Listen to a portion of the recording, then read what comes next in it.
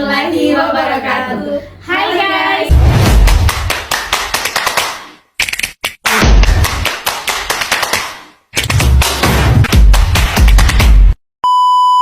Nama saya Salsabila Ramadana, NIM B05222045. Saya Amelia Windarimbi, NIM B022057.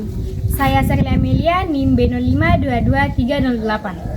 Saya Awalia Rahma dengan NIM B0522070. Di video ini kami akan membahas tentang Perkembangan dan pengaplikasian teknologi di bidang kesehatan, yaitu USG. Happy Writing. Teman-teman sering dengar kan istilah USG? Sebenarnya USG itu apa sih? Simak penjelasan berikut ini.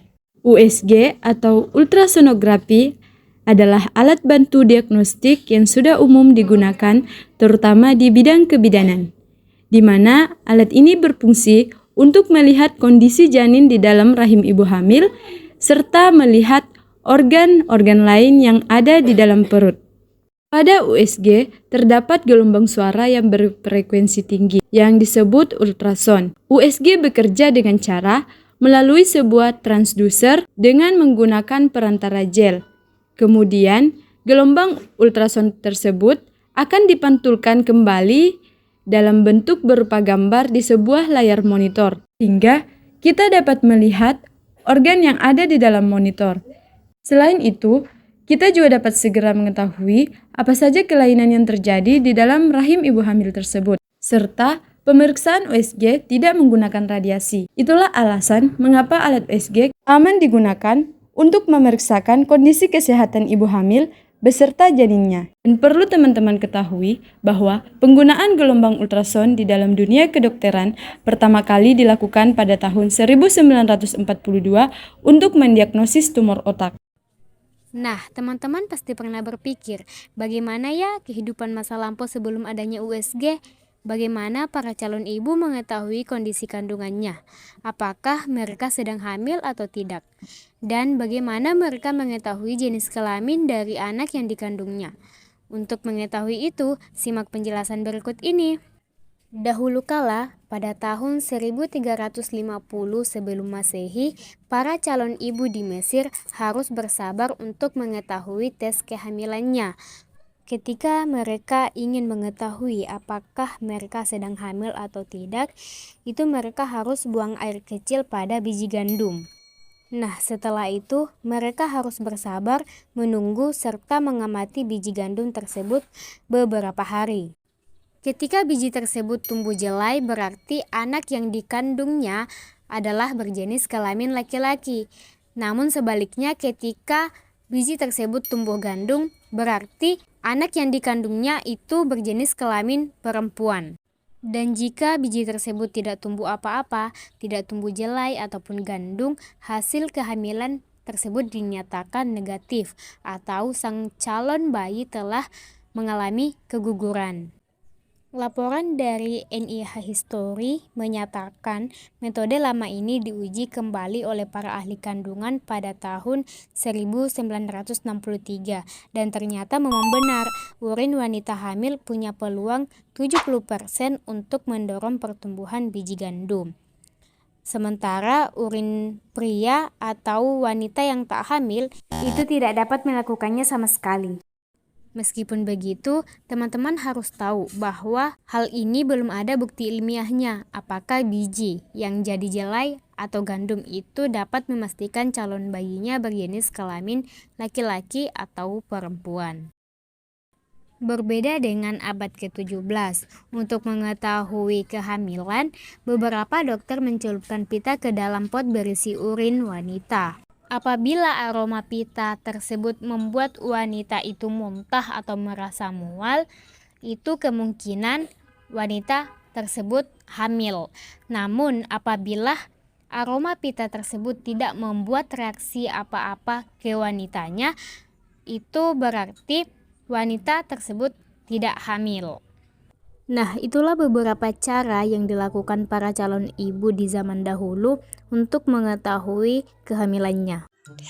Selanjutnya, saya akan menjelaskan mengenai perkembangan USG dari tahun ke tahun.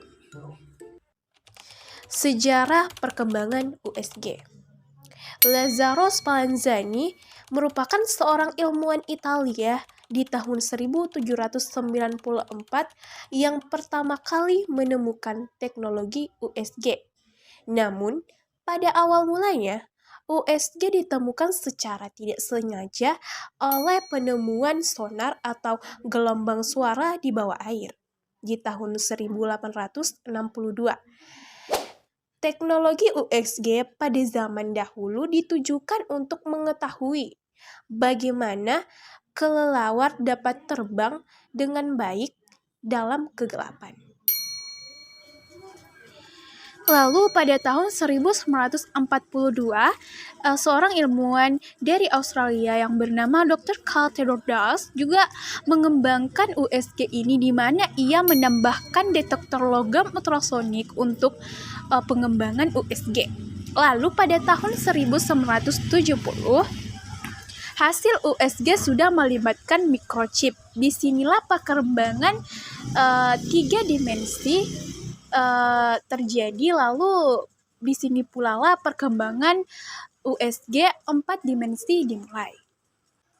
Pada awal mulanya, evolusi gambar yang muncul dimulai dari perkembangan USG 2 dimensi, 3 dimensi, 4 dimensi, hingga 5 dimensi. Perkembangan gambar yang dihasilkan oleh USG sangat amat berbeda dari 2 dimensi sendiri. Itu hanya menghasilkan gambar yang hitam putih dan datar. Sedangkan pada USG 3 dimensi itu sudah lebih baik. Ia sudah bisa menghasilkan warna coklat atau kuning. Lalu untuk teknologi 4 dimensi, pasien sudah bisa melihat gambar secara nyata. Ya, sudah berwarna. Berbeda lagi dengan teknologi 5 dimensi. Kita sudah dapat melihat gambar yang lebih jernih dibandingkan dengan gambar pada 4 dimensi tadi. Yang menjadi andalan teknologi terbaru ini adalah tone look gambar yang dihasilkan. Setelah mengetahui apa itu USG dan seperti apa perkembangannya, nah selanjutnya kita akan membahas bagaimana sih pengaplikasian dari alat USG itu. Teman-teman, umumnya ketika ingin menggunakan USG, dokter akan menggunakan alat bantu yang bernama transducer, di mana alat ini ditempelkan di kulit pasien yang akan memancarkan gelombang suara dengan frekuensi tinggi. Adapun langkah-langkah yang harus dilakukan ketika ingin mengaplikasikan alat USG ini yakni: pertama, pasien harus berada dalam posisi berbaring.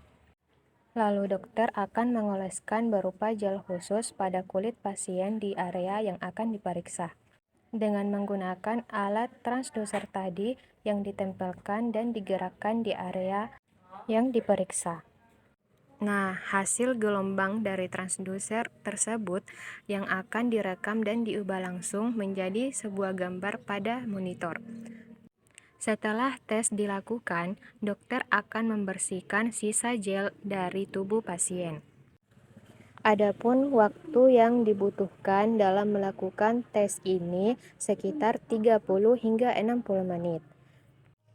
Dalam beberapa kasus, USG kehamilan biasanya dilakukan dengan cara memasukkan transducer ke dalam vagina pasien. Teman-teman, sampai di sini dulu penjelasan kami terkait USG. See you in the next video. Bye-bye.